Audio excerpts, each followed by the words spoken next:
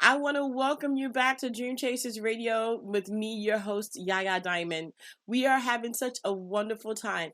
Hey, don't forget that we have a new book club, and you can join Yaya Diamond's book club on Facebook. Join and then sign up for our emails, because we're going to be promoting the authors that are coming on the show through those emails. I am telling you, this is going to be an amazing thing. We're also going to have some book giveaways and some free books, but they're all going to be digital, so you don't have to go out and buy anything. It's going to come straight to your email address. You just download it as a PDF, or some discounts are coming through for you guys. So hey, it's to your advantage to join.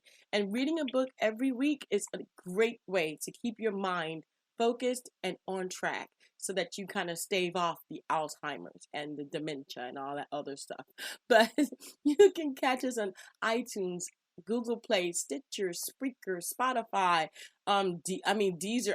You keep going, tune in. I keep going. We can have a whole show about where you can tune in, but I'm not going to do that, because today we have a wonderful author on the show with me today. Oh my gosh, I am so very happy to have this, because we all need financial guidance, and we all need to know how to kind of maneuver ourselves, because a lot of times, I'm gonna let you know, I'm not so good with my finances. Sometimes I just want to go to Universal, like this Sunday where I'm going. But anyway, it doesn't matter, because I'm going anyway. Yay! Anyway, so I'm gonna have Myrna Etheridge on the show today. Thank you so much for coming in.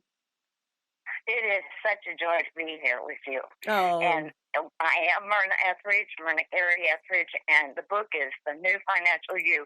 And I'm as excited about that book as you are, because it's for everybody. Awesome. I happened to write it because I'm the oldest of 4, and we were told lots of times we can't afford that. But yet, when I was just a little kid, my dad started having me help him do his IRS forms for the taxes each year. So I learned some about finances and planning and that sort of thing from him.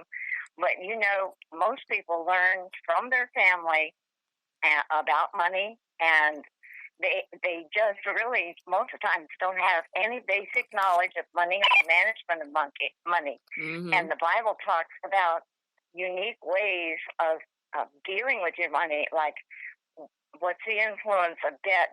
What are tithes about? What's good stewardship?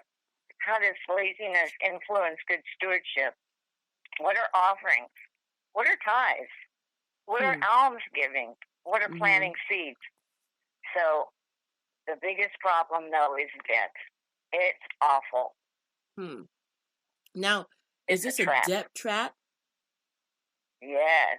Why do you call it a debt trap? Why do you do that? Well, when you pay interest, you're actually decreasing your buying power, because you're paying money out that brings you absolutely nothing. And the interest paid is lost to you, and the amount that you owe usually starts to increase at the same time. Mm-hmm. It's a trap. Wow. And, sometimes we buy luxuries instead of what we need, and then that can be a trap too. So we just have to really think about what we're doing before we step into that kind of a debt. Right. And, most people actually earn enough money to have the things they need, but they haven't learned the difference between a need, a want, and a luxury. So they start buying luxuries first, and by the time they get to needs like food, they have to put them on the credit card because they don't have any money left. Wow, I guess I'm the opposite. The effect of that. I think food is a luxury. I think I do too. Yeah. Oh my gosh, it's like I go to the grocery store. I'm like, ooh, fettuccine. Yeah, that looks Yeah. good. I'm gonna have that. It's like I don't have no place to sit in my living room, but I got fettuccine in my lap and I'm sitting on the floor, okay? Oh Oh, my gosh. Okay, so do people really earn enough money to have the things that they need to live on? I mean, really think about it. it, It to me it, it's really challenging because we some people earn very little and some people earn a lot and they still bring in a little. that's true. And the key to that is the tithe. Mm. And I didn't start the tithe. God has a real sense of his personality. He doesn't have any character flaws that would make him not think of who he really is.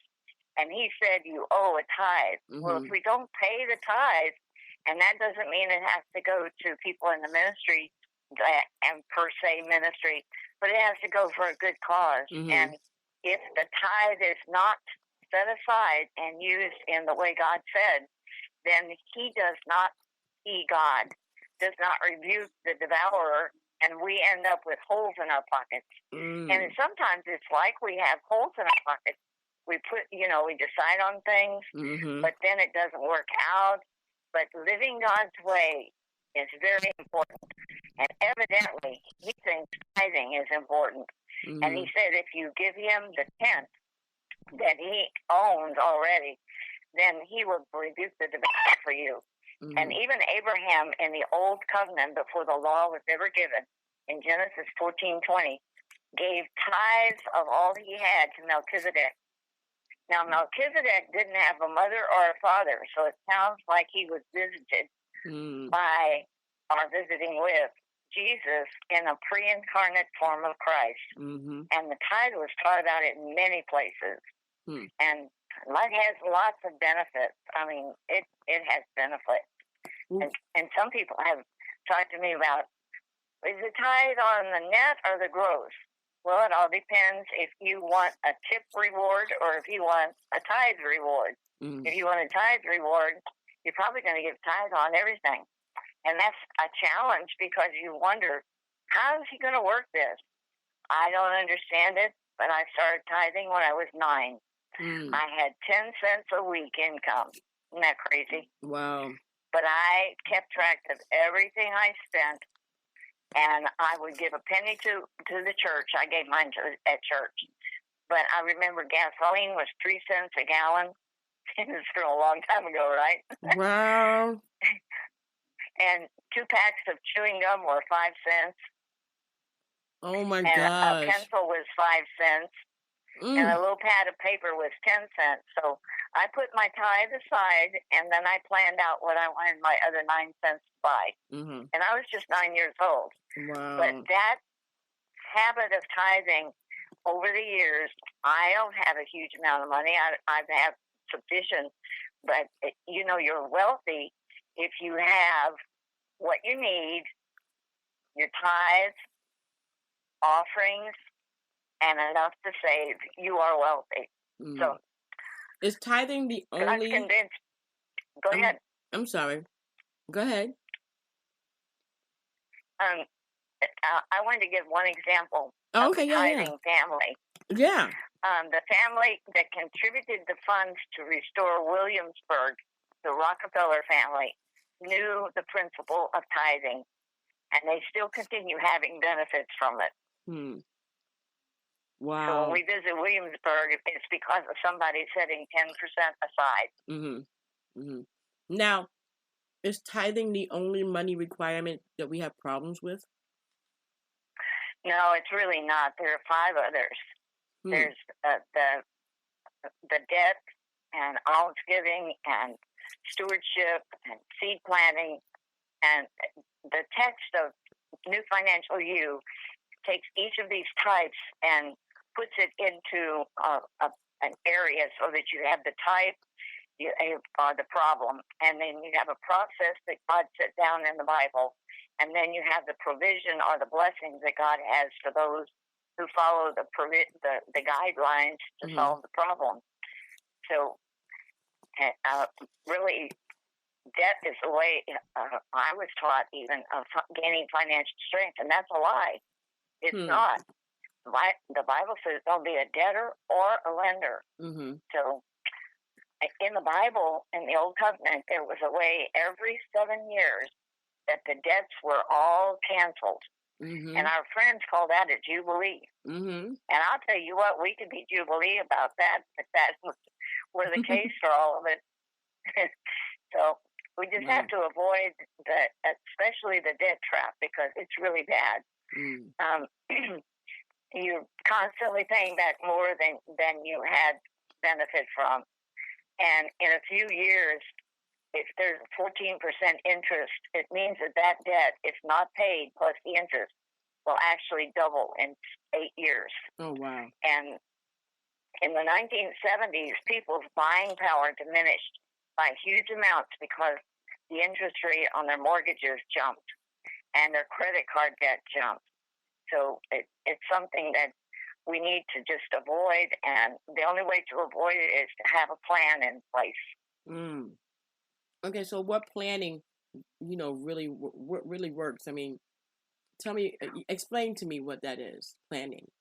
Well, there's the planning. If you think about it, we always talk about the 20-80 principle in the world system.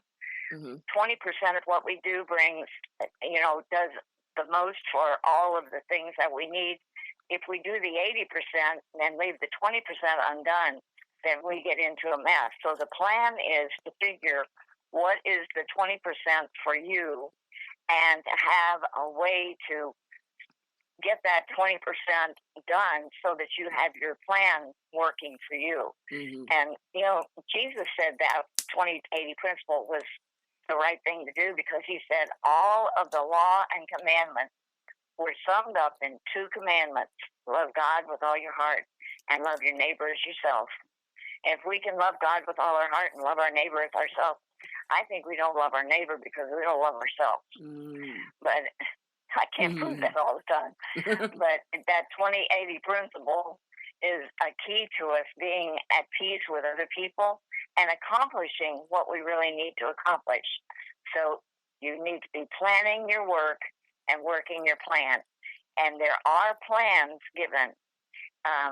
There's a plan that has to do with keeping like I don't know how to explain it exactly, like a calendar with pockets, and you keep the bill that you expect each day of the month in the pocket, and when you get paid, you put the money in the pockets because you have that safe place to keep it.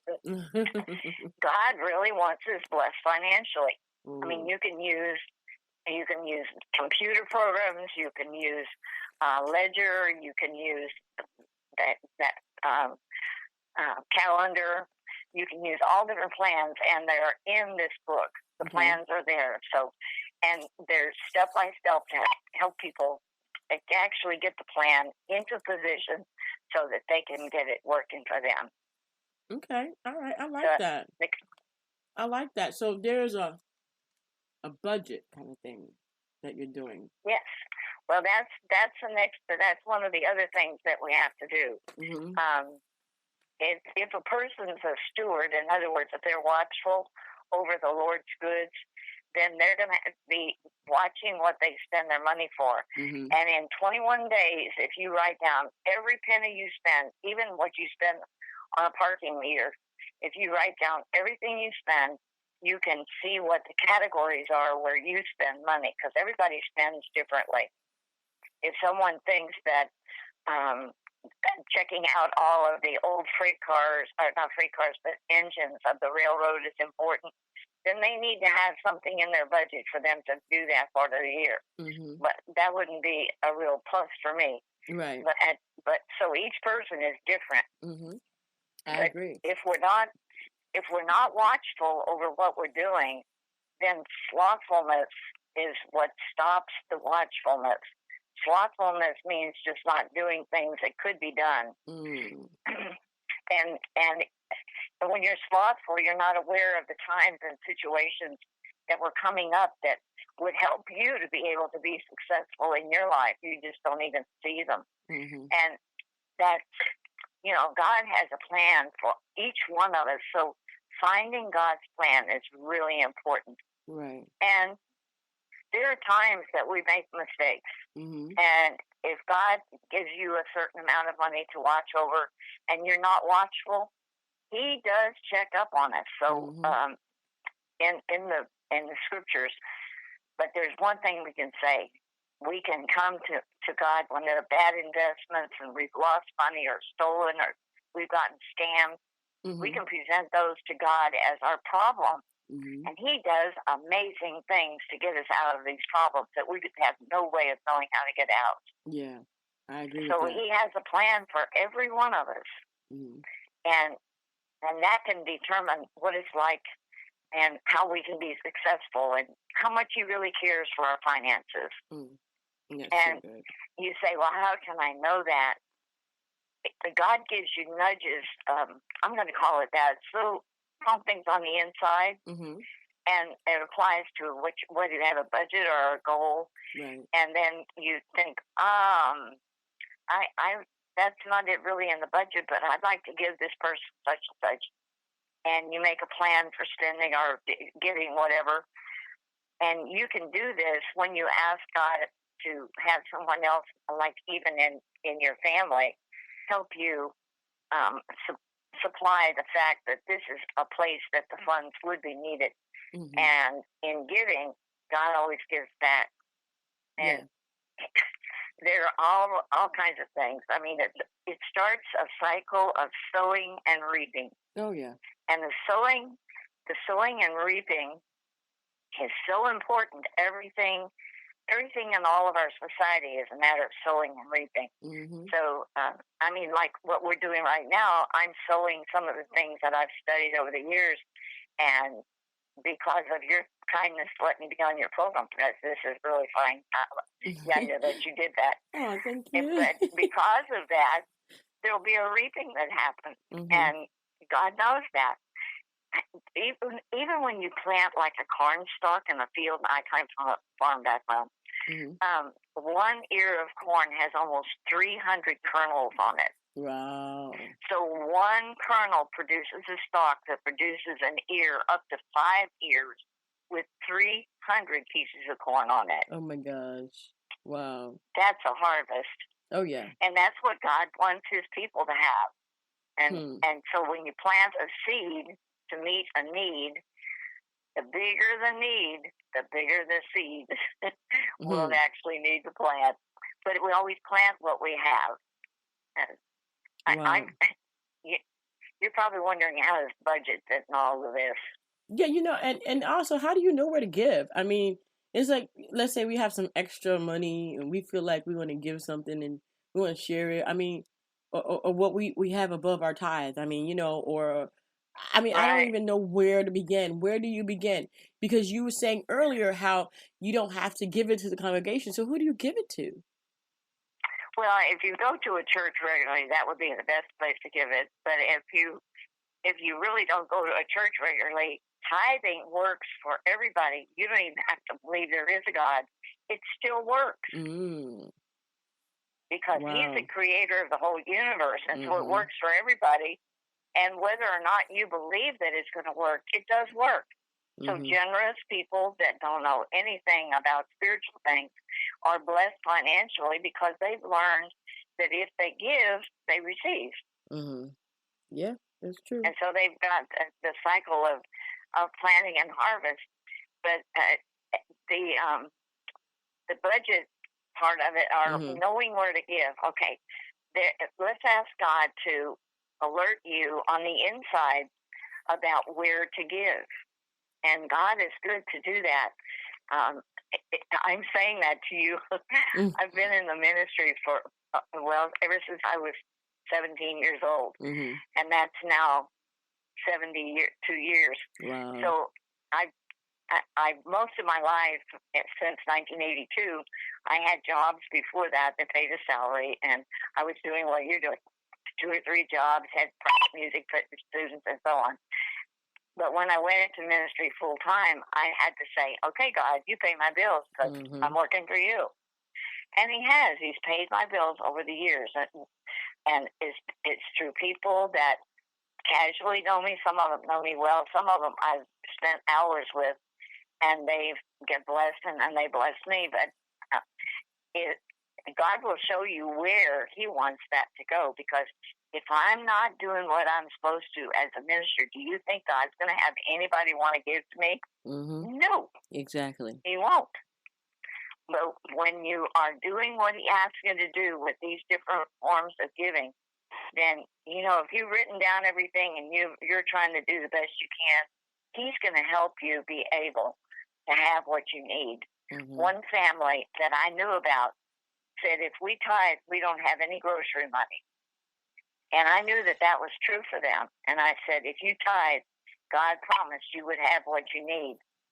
So they tithe, and as they said, they hardly had any money for groceries. About 2 days into that month, someone showed up at their front door, another man from church, and he said, I was shopping in the grocery store, and God said, buy groceries for so-and-so. And he told me what to buy. And the man said he brought in 3 bags of groceries. And if he had taken my list with him to the grocery store, he couldn't have purchased what I needed any more accurately. Wow. Wow. So at that point, they said, "Okay, we're tithers," because God promised to rebuke the devourer, and He did for that family. Mm-hmm. Mm-hmm. Some people that tug on the inside. Oh, definitely. Now, you know what? I have to say that there are some scammers out there. They try to get your money. How do you stay out of that? What is the recourse? What do you have if that should happen to you? If you have a scammer and you have lost money, you could get angry with them, or you could face it in a different way. And if you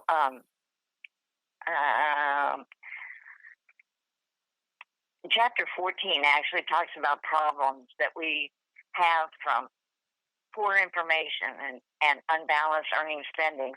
But these unforeseen things like the scamming takes advantage of the truthfulness of a person and the innocence of people because they want to help. So if a scammer has scammed you, you probably won't get your money back, but you can plant a seed and ask God to restore what was stolen. And that happens to a lot of us because we are totally gullible and believe people that they're saying what they mean to say and they're doing what they're supposed to be doing, and they aren't. Yeah. And so the thing that keeps us in bondage is if we don't forgive them and just go on. Yeah. So the best thing we can do is to go on, make a covenant with God. There's actually a petition on pages 168 through 170 in the New Financial You that tells you how to petition God for this sort of a need so that you can expect Him to provide what you need. And personally, I've done this, and at one point, there was an indebtedness that I didn't know how we were going to pay. My husband had retired, and it was just not a good time. Mm-hmm. And I petitioned the Lord, and we decided we need to sell our property. God sent a cash buyer, one who had total amount of cash for the property. And in 2 weeks, we were moved. We were totally debt-free. And they had a wonderful place. I mean, I loved that place. It was 24 acres. I loved it. Oh, wow. But that's how much He can do for us and get us through all sorts of things. Mm-hmm. Now, okay, so your book is The New Financial, right? Can you sum up the New Financial for you, for us? New Financial You. Yes. So the New Financial You for us. Can you sum that up for us? I can. If you're having money management questions that need a better plan, the New Financial You will take your thinking to a new level of wisdom for solving money issues. You can learn the secret of seed planning and the unique benefits of giving as the Bible teaches in an easy-to-use study. You need 21 days to get started and 21 weeks to develop the New Financial You. Thank you.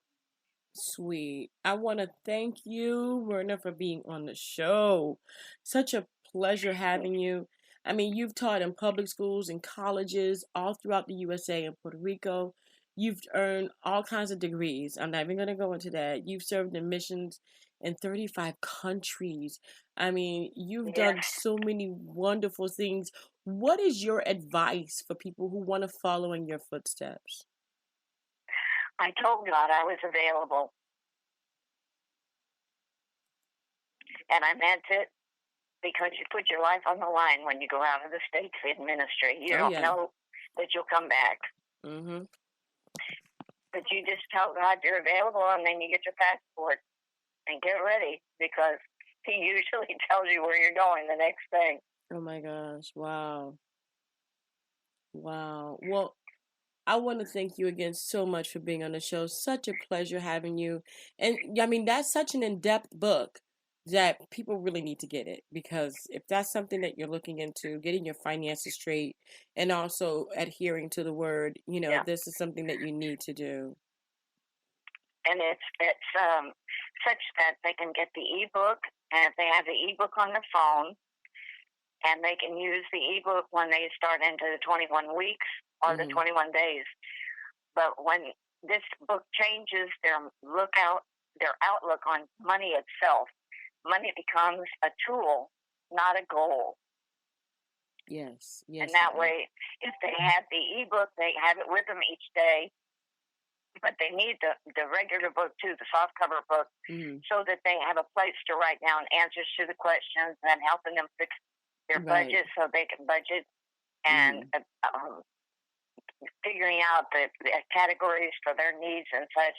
And it will help them to be able to do that, because each chapter, I should say each 3 chapters, have a question and answer thing at the end of that section, so that each one of the problems is dealt with.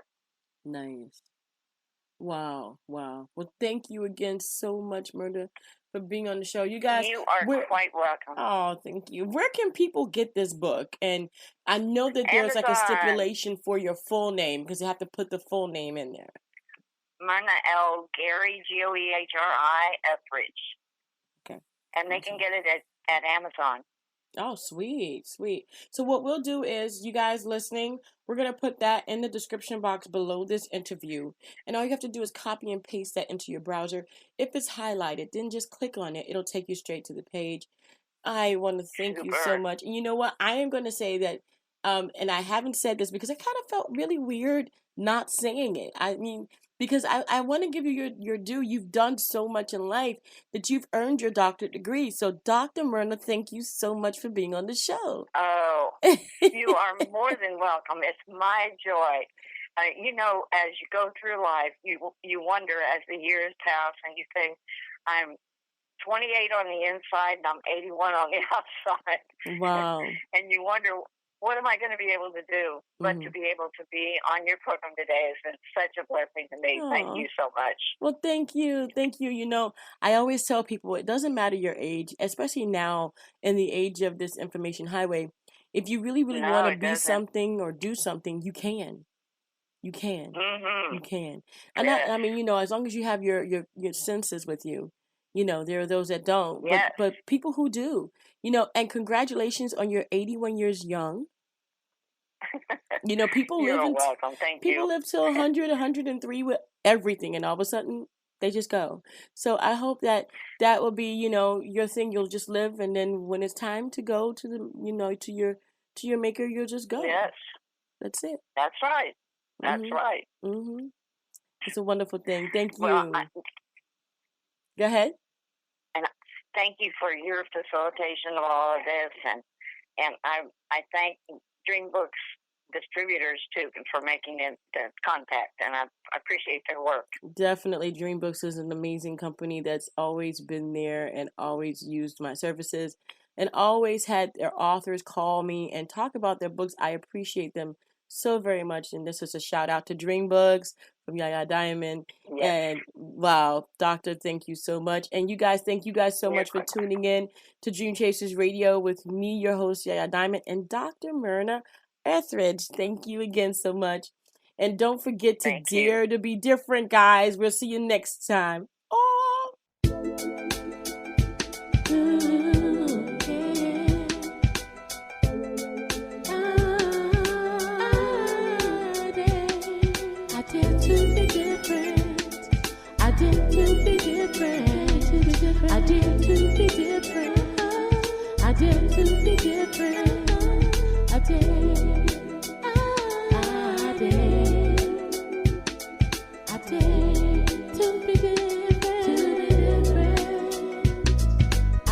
To be